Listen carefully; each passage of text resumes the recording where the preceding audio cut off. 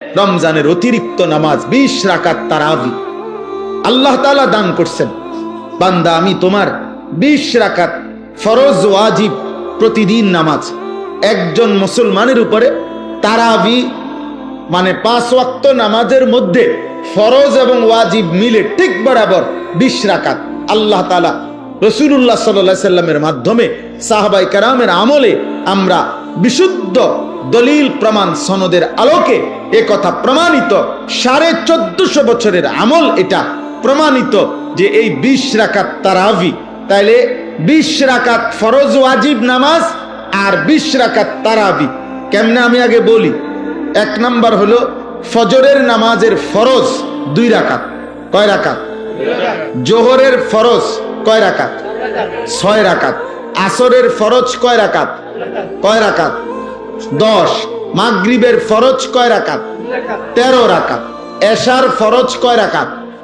কত হলো? 17। বিতিরের ওয়াজিব নামাজ কয় রাকাত? কত হইলো? হইল নি 20। একবার বরাবর 20 রাকাত। আর হাদিসের মধ্যে আছে ফরজ এবং ওয়াজিব এই দুই নামাজে যদি কারো কোনো ঘাটতি হয় কমতি হয় এই সুন্নত এবং নফল দ্বারা সেই ঘাটতি আল্লাহ পূরণ করে দেয়।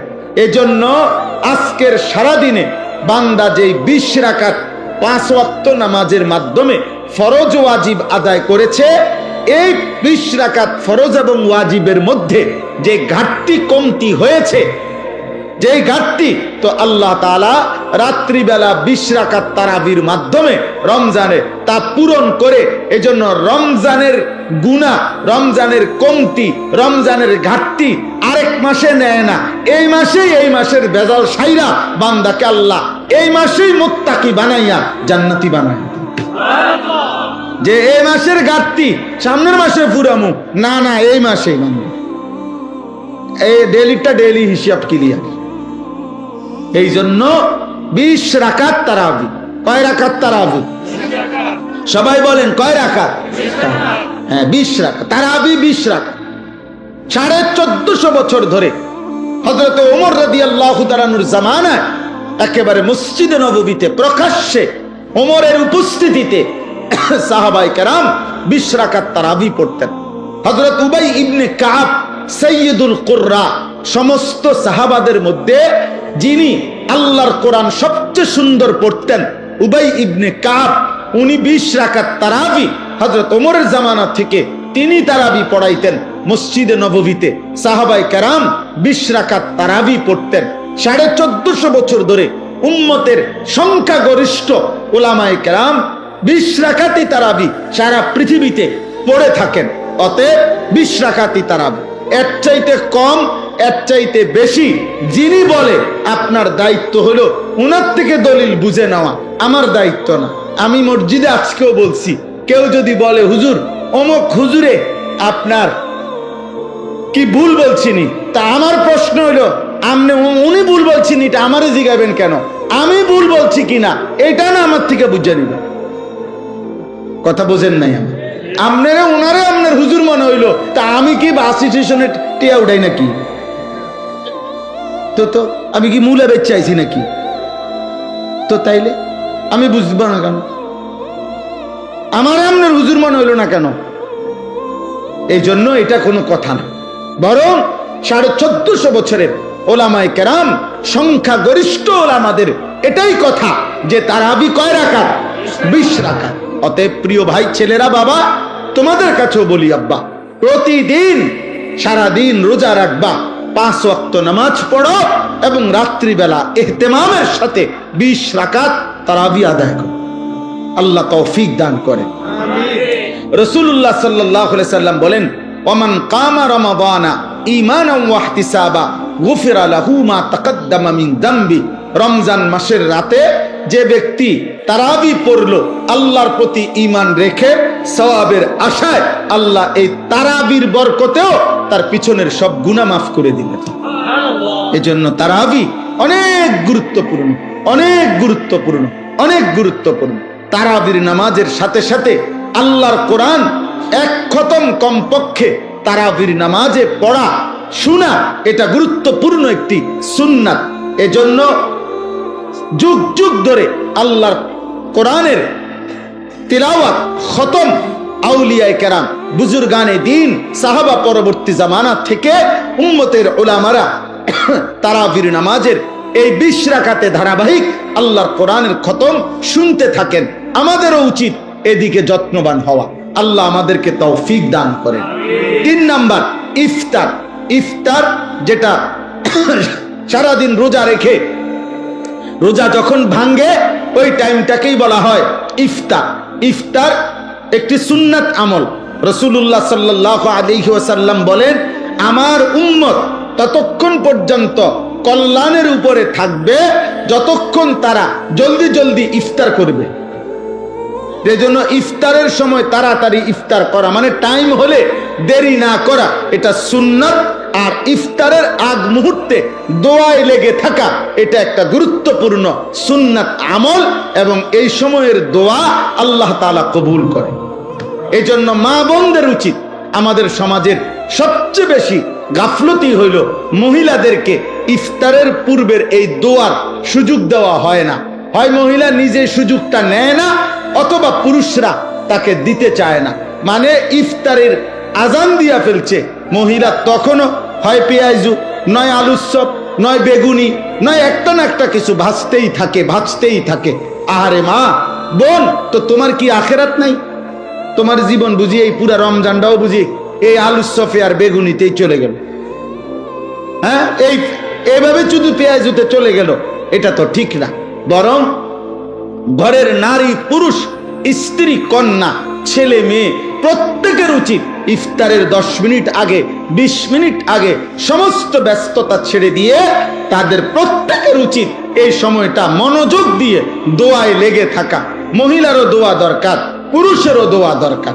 আপনাদের কাছে পুরুষ যারা স্বামী, যাদের স্ত্রী আছে, যাদের কন্যা আছে, যাদের বোন আছে, মা আছে, আপনারা তাদেরকে গুরুত্ব দিয়ে অনুরোধ করবেন যে এই টাইমটা যেন তারা দোয়া করে ইফতারের আগে।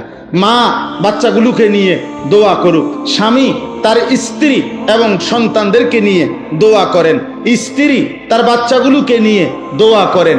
এভাবে ঘরওয়ালারা নিজেরা দোয়ার অভ্যস্ত হন। আল্লাহ তাআলা বান্দার দোয়া ইফতারের পূর্ব মুহূর্তে কবুল করে। 4 নাম্বার সাহারি, মানে শেষ রাত্রিতে খাবার খাওয়া। রাসূলুল্লাহ সাল্লাল্লাহু আলাইহি সাল্লাম বলেন, ইহুদিরাও রোজা রাখে, আমরা মুসলমানরাও রোজা রাখি, কিন্তু পার্থক্য হলো ইহুদিরা সাহারি খায় না আর আমরা সাহারি খাই। এজন্য সাহারি এটা ঈমান এবং কুফরের একটা চিহ্ন। মানে বেঈমানরা, ইহুদিরা রোজা রেখে কিন্তু সাহারি খায় না, ঈমানদার মুসলমান রোজা রাখে, সাহারি খায়। নবী সাল্লাল্লাহু আলাইহি সাল্লাম বলেন, তোমরা রোজা রমজানে সাহারি খেও, তাসাহহারু, সাহারি খাও। কেন? ফা ইন্না ফিস সাহুরে বারাকা, শুনে নাও যে নিশ্চয়ই সাহারির মধ্যে তোমাদের জন্য বরকত রয়েছে। তাহলে সাহারি শুধু খাবার না, সাহারি একটা ইবাদত। সাহারি একটা কি বলেন না? ইবাদত। ইফতার শুধু খাবার না, ইফতার একটা কি? ইবাদত। তাহলে কয়টা হলো? 4টা। রোজা, তারাবি, ইফতার, সাহারি। আর 5 নাম্বার হলো এতেকাফ। রমজান মাসের শেষ দশকে, শেষ 10 দিন আল্লাহর ঘর মসজিদে এতেকাফ করা।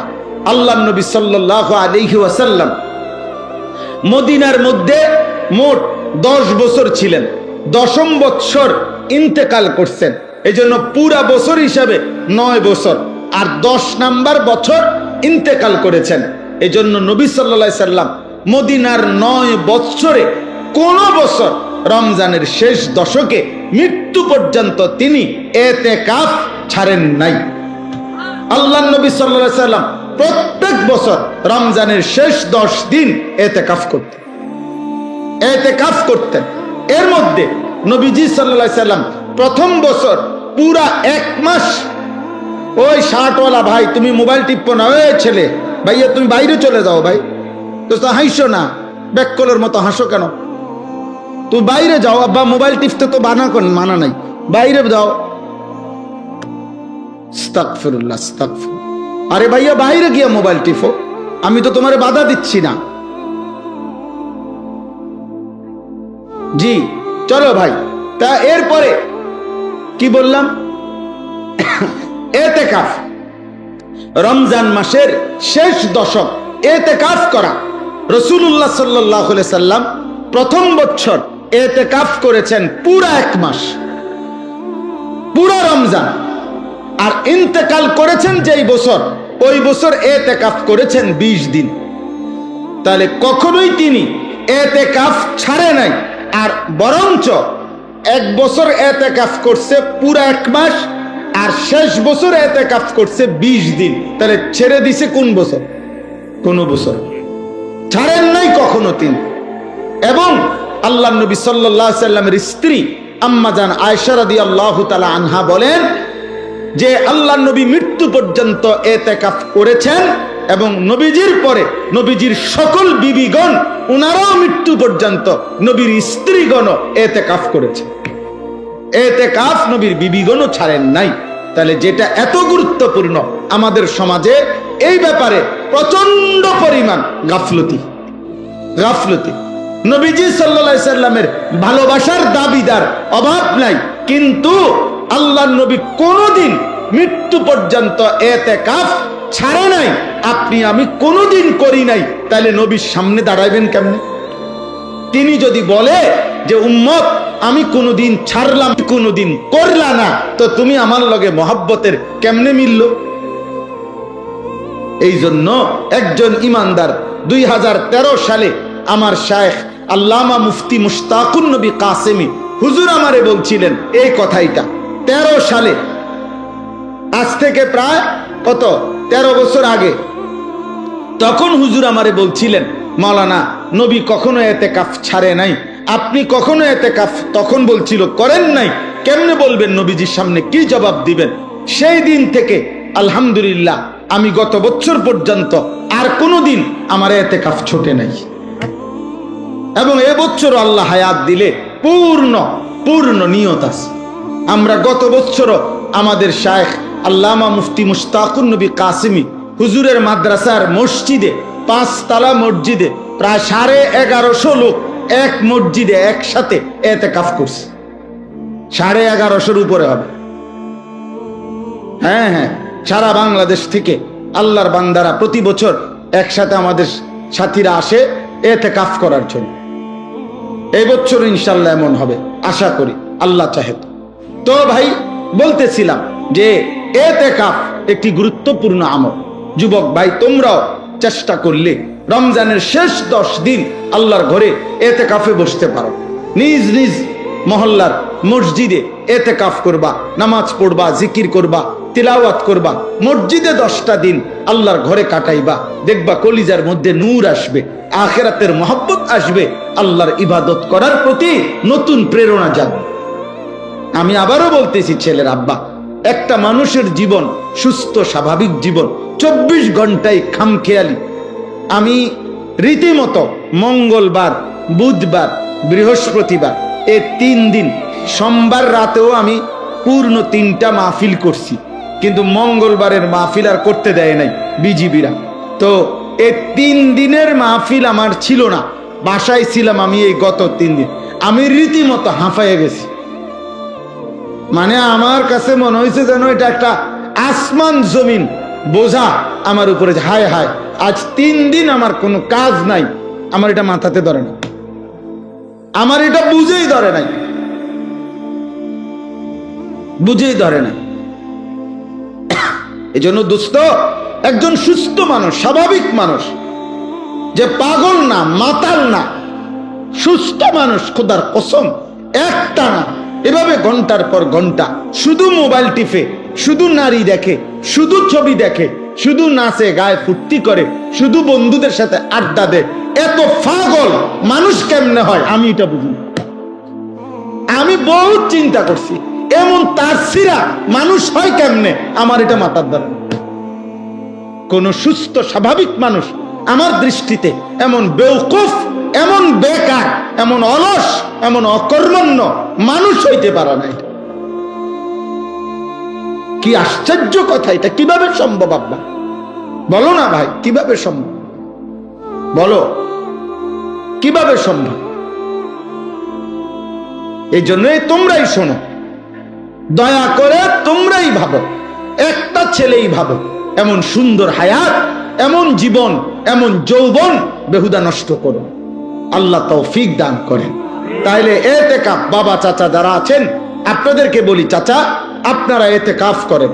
গ্রামের, আমাদের গ্রামগুলোতে একটা নিয়ম বানায় নিছে, গ্রামের সবচেয়ে অসল, দুর্বল, 80-90 বছর, 100-200 বছর বয়স, এরম বুড়া একবারে জীবনের আশা ভরসা ছেড়ে দিছে এমন একজন অসল মিয়ারে 4 জনে দরাদরি করে আইনা মসজিদের মধ্যে হোতাইয়া দিয়া রাখে, চাচা আমনে কষ্ট মষ্ট কইরা এই 10 দিন আমাকে ইজ্জত রক্ষার্থে শুধু মারা যাবেন না, কষ্ট করে বাচ্চা থাকবেন, মসজিদে শুধু হইতে থাকবেন। আমনের এটা এতেকাফ না, এটা হলো হোতাকাফ, মানে শুয়ে থাকবেন আর কি, এখানে কোন রকম জান্ডা লইয়া পড়ে থাকবেন, শুধু পড়ে থাকবেন। আহা, প্রয়োজনে আমনেরে কানে কানে বলে দিছে কিছু দিমু, খুশি করে দিব, বাজে বাই সময় কি করে দিব, খুশি করে দিব। আস্তাগফিরুল্লাহ। না, আমাদের প্রত্যেকের উচিত, যদি বলেন হুজুর কিছু লোক এতেকাফ করলে চলে একটি গ্রামে, তো সেই কিছু আমি হব না কেন? আজীবন কিছু অন্য কেউ হবে কেন? আমি হব কোন দিন? নবীজি কি কিছু লোক বলে নবী নিজেকে বাদ দিছিলেন? সাহাবারা বাদ দিছিলেন? আল্লাহ আমাদেরকে তৌফিক দান করেন। সর্বশেষ কথা হইল শবে কদর। শেষটা কি? শবে কদর। রমজান মাসের শেষ দশকের বেজর রাত্রিগুলো 21, 23, 25, 27, 29 এই 5টি রাত শবে কদরের সম্ভাবনাময়ী রাত। এক একটি রাত আল্লাহ যদি শবে কদর দান করে তো 1000 মাসের রাত্রির চাইতো উত্তম নেকি, রহমত, মাগফিরাত আল্লাহ দান করে। সুবহানাল্লাহ।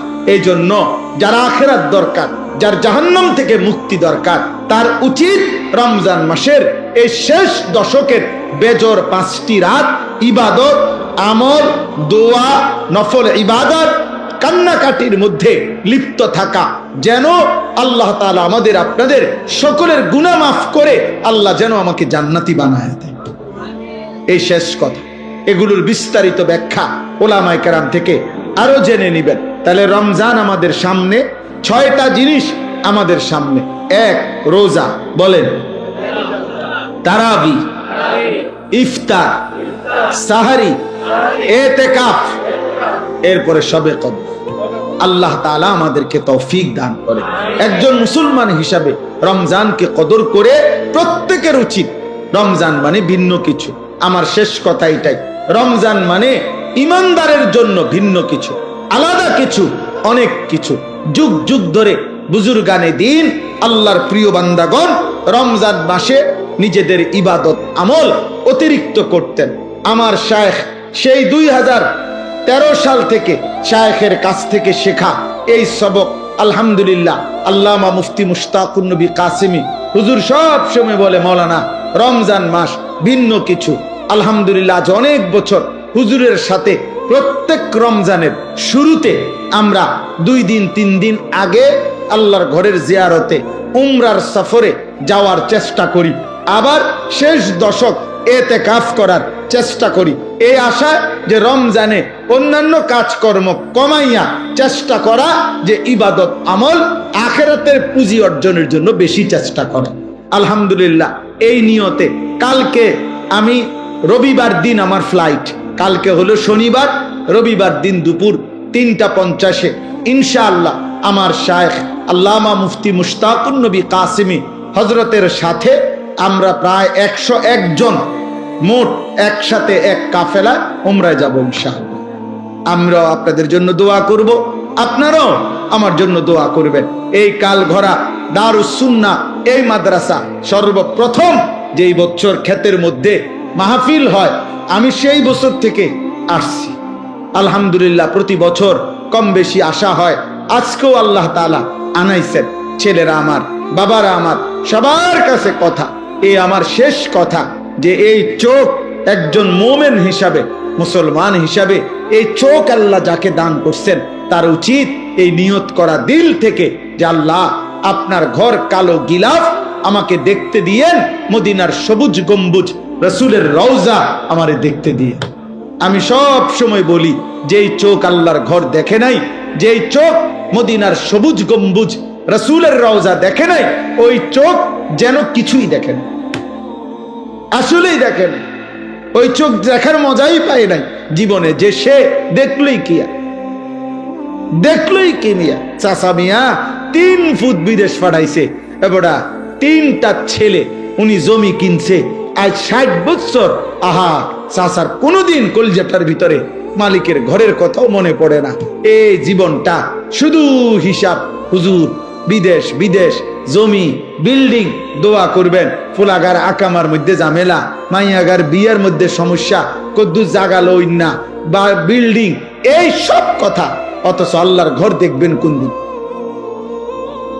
আল্লাহর ঘর দেখবেন কোন দিন? মালিকের ঘরে যাবেন কোন দিন? আল্লাহ আমাদের প্রত্যেকের কলিজা রাসূলুল্লাহ সাল্লাল্লাহু আলাইহি সাল্লামের রওজা, আল্লাহর ঘরের ভালোবাসা দান করেন। ছেলেরা, তোমরাও স্বপ্ন দেখো, তোমরাও স্বপ্ন দেখো। আরে আব্বা, স্বপ্ন দেখলে, আল্লাহ মহব্বত থাকলে আল্লাহ একদিন তৌফিক দিয়েই দেবে। আল্লাহ আমাদেরকে তৌফিক দান করে। আমার প্রিয় ভাই, আজকে যারা আমার সাথে আসছেন, কোম্পানিগঞ্জের ব্যবসায়ী আমার ভাই নুরুল আলম ভাই, যিনি প্রথম 5,000 টাকা দিছিলেন, উনি এবছর হজ্জে যাবে, আলহামদুলিল্লাহ উনি আজকে আসছেন। আমার এই সেলিম ভাই, কোম্পানিগঞ্জ বাজারের ব্যবসায়ী, উনি এবার হজে যাবেন। আমার প্রিয় হাফেজ এরশাদ ভাই, সে এবার হজে যাবে। এইভাবে আজকে এমনি আশ্চর্য আসলে এইটা, আমার সাথে ওনারা 3 জন আসছেন, 3 জনই হজে যাবে। আমিও উমরায় যাব। আমাদের বেলায়েত ভাই তো প্রতি বছরই হজ্জে যান। তাইলে আমরা আলহামদুলিল্লাহ এই মাদ্রাসায় মাশাআল্লাহ মাশাআল্লাহ উমরায়ও যাবেন। তাইলে আজকে একটা বরকতময় পরিবেশ। আমি নিজেও ভাবছি যে গিয়া হয়তো অল্প একটু সময় 2-4 কথা বলে চলে আসব, কিন্তু মাশাআল্লাহ কম মানুষের ভিতরে আপনারা যে দান করেছেন, এটা আমার কাছে খুব ভালো লাগছে, খুব ভালো লাগছে। একটা সময় এই মাদ্রাসার শুরুর সেই ইতিহাস অনেক করুণ ইতিহাস, অনেক ঝড় ঝাপটা, অনেক ধাক্কা, অনেক পেরেশানি, অনেক অস্থিরতা নিয়ে এই মাদ্রাসাটার শুরু। আলহামদুলিল্লাহ আজকে আপনাদের ভালোবাসা মাদ্রাসার প্রতি বাড়ছে, বলেন আলহামদুলিল্লাহ। বুঝাই যায়। আমি বেলায়েত ভাইরে বলছি যে চলেন একসাথে দুজনে ছেলেগুলারে পাগড়ি দেই। এরপরে বললাম দুজনে মিল্লা কালেকশনে করি, যেটা উনি বললেন। আমি তো ব্যক্তিগতভাবে এত লম্বা সময় থাকি না কোথাও, কিন্তু আজকে এটাই মাহফিল, বললাম তো এমনি আসলাম। তো আলহামদুলিল্লাহ আশা হইল আল্লাহ তাআলা আপনাদের সবাইকে বরকত দান করেন। যে 10টা বাচ্চা হাফেজে কোরআন হিসাবে পাগড়ি দেওয়া হলো, আল্লাহ তাদেরকে জগৎ বাছা হাফেজ, আলেম, মুত্তাকি, আরেফ, রব্বানি বানায় দেন। মাদ্রাসার ওস্তাদ, মাদ্রাসার শিক্ষক, মাদ্রাসার এলাকাবাসী যারা যেভাবে সহযোগিতা করছেন, আল্লাহ তাদের সবাইকে কবুল করেন। নওজোয়ান ছেলে, কিশোর যুবক, তোমাদের কাছে অনুরোধ, জি তোমরা প্রত্যেকে, তোমাদের কাছে অনুরোধ, ছেলেরা তোমরা 1 নিজের জীবন নষ্ট করো না, 2 নিজেদেরকে এই শেষ জামানায় ওলামায়ে কেরাম মাদ্রাসার পরিবেশে সাথে মিলায় রাখো। একদিন নাইলে পথ হারাইয়া ফেলবা। একদিন সত্যি বললাম আব্বা, জীবন চলার পথে এমন জায়গায় গিয়া থামবা যেদিন আর অন্ধকার ছাড়া আর কিছুই দেখবা নারীও ধোকা, মোবাইলও ধোকা, বন্ধুরাও ধোকা। আমার সেই ছোটবেলার প্রাইমারি স্কুলের একটা ক্লাসমেটও আজ আমার সাথে কেউ নাই। আমার ছাত্র জীবনের কেউ আমার মাদ্রাসাতেও থাকে না, আমার সাথেও কেউ থাকে না। আমার সেই ছোটবেলার বন্ধুরা সব কে কোথায় আছে কে জানে, কে জানে। এই যে মহিউদ্দিন ভাই বয়ান করলেন এতক্ষণ, উনি আমার মেজো ভাইয়ের ক্লাসমেট, আমার বড়জন, আমার ইমিডিয়েটলি বড়জন যিনি ছিলেন আমার ভাই মাওলানা হাবিবুর রহমান আশরাফি, ওনার একবার ক্লাসমেট। আমি ওনারে চিনি আমি, কিন্তু মনে নাই, প্রথম এখানে এসে দেখার পরে তারপরে মনে হয়েছে উনি এক সময় আপনার ধামতি মাদ্রাসার সেরা ছাত্রদের অন্যতম ছাত্র ছিলেন, মেধাবী ছাত্র ছিলেন, এবং এখানে নারায়ণপুর মাদ্রাসার মধ্যেও দীর্ঘদিন শিক্ষকতা করেছেন। এখন ঢাকা তামিরুল বিল্লাতে আছেন। তাইলে আজ দেখে মনে পড়ল জীবন চলার পথে কে কোথায়। কিছুদিন আগে আমার এক জগন্নাথ বিশ্ববিদ্যালয় ঢাকা। ওইখান থেকে এক লেকচারার, ওইখানকার টিচার আমার নাম্বারে কল দিছে। কল দিয়ে বলতেছে যে হুজুরা ভাই, আমি আপনার কাছ থেকে একটা ইনফরমেশন চাই। ছোটবেলায় আপনি চতুর্থ শ্রেণী, ইয়াজ দাহুম বলতাম আমরা, আপনি ছোটবেলায় লক্ষ্মীপুর টুমচর মাদ্রাসায় পড়ছেন কিনা? আমি বললাম হ্যাঁ, আমি ছোটবেলায় চতুর্থ শ্রেণী টুমচর মাদ্রাসায় পড়ছি। তো বলতেছে যে ওই সময় যে আপনার একজন ক্লাসমেট ছিল আহসানুল্লাহ নাম, শরীয়তপুর বাড়ি, আপনার কি তার কথা মনে আছে? আমি বললাম হ্যাঁ মনে আছে, একটু সামলা করে আমার সাথী ছিল, ও খুব মেধাবী ছাত্র ছিল। তা আমি আপনার সেই ক্লাসমেট, এখন জগন্নাথ ঋষি। তো আমি আপনার ওই মোবাইলে ওয়াজ দেখতে দেখতে আমার আইডিয়া হয়েছে যে তুমি আমার সেই ছোটবেলার দোস্ত, চতুর্থ শ্রেণীর সেই আনিস। তাইলে এই যে জীবন চলার পথে কে যে কোথায় হারায় গেছে, হয়তো কখনো দেখা হয়, কখনো দেখা হয় না। আব্বা, আমিও একা, তুমিও একা। একদিন থাইমা যাইবা, একদিন থাইমা যাইবা আব্বা, একদিন মোবাইল থেমে যাব, একদিন আড্ডাবাজি থেমে যাব। আও ভাই, মেহমানরা আসো। এখন কিছু মেহমান ঢুকবে, বুঝছেন না? কিছু মেহমান আছে মাহফিলে থাকে, যারা আপনার মেহমান হিসাবে ঘোরে, যে যদি শুনে যে হ্যাঁ জি, তো এই কারণে এইটা ভাই, তো মেহমান হিসাবে কদর করা উচিত। ওরা আল্লাহ তাআলা এই মেহমানদেরকেও বরকত দান করেন, আল্লাহ মেহমানদেরকেও হায়া লজ্জা শরম দান করেন। জি, তো সর্বশেষ কথা হলো যে মাদ্রাসা আমাদের সবার ভালোবাসা। আলহামদুলিল্লাহ, মাদ্রাসার এই নতুন ঘর তৈরি করা হচ্ছে। সবার কাছে অনুরোধ, আপনারা আপনাদের ছেলেদেরকে, মেয়েদেরকে, আপনাদের সন্তানদেরকে আপনারা মাদ্রাসায় পড়ান। বাবা, আল্লাহর কোরআনের সাথে কোনো বিরোধিতা হয় না, রাসূলুল্লাহ সাল্লাল্লাহু আলাইহি সাল্লামের হাদিসের সাথে কোনো আসলেই কোনো বিরোধিতা হয় না। আল্লাহর কোরআন শিখবে বিশুদ্ধ, এটাই বাস্তবতা। আজকের পৃথিবীতে সারা পৃথিবী এটা জানে, বিশেষ করে গোটা আরব বিশ্ব জানে আমাদের এই নুরানি পদ্ধতি এবং এই মাদ্রাসাগুলোর নুরানি পদ্ধতিতে যে পড়ানো হয়, এর দ্বারা যেই কোরআন শরীফ বিশুদ্ধ করা হয়, এটা আজকে সারা বিশ্বে একটি প্রতিষ্ঠিত কথা যে নুরানি পদ্ধতিতে এবং আমাদের এই মাদ্রাসাগুলোর পদ্ধতিতে, আমাদের কওমি মাদ্রাসার পদ্ধতিতে সবচেয়ে বেশি কোরআন শরীফ বিশুদ্ধ শিখানো হয়। এটা সারা পৃথিবী বিখ্যাত, আলহামদুলিল্লাহ। অতএব আপনারা আপনাদের ছেলেদের আখিরাতের জন্য, আল্লাহর কোরআন শিখবার জন্য, দ্বীন শিখবার জন্য আপনারা মাদ্রাসায় ভর্তি করাবেন। আল্লাহ তাআলা আপনাদেরকে তৌফিক দান করেন, কবুল করেন। আল্লাহ এই মাদ্রাসায় ভরপুর বরকত দান করেন, মাদ্রাসার জরুরত আল্লাহ তাআলা পূরণ করে দেন। আমিন।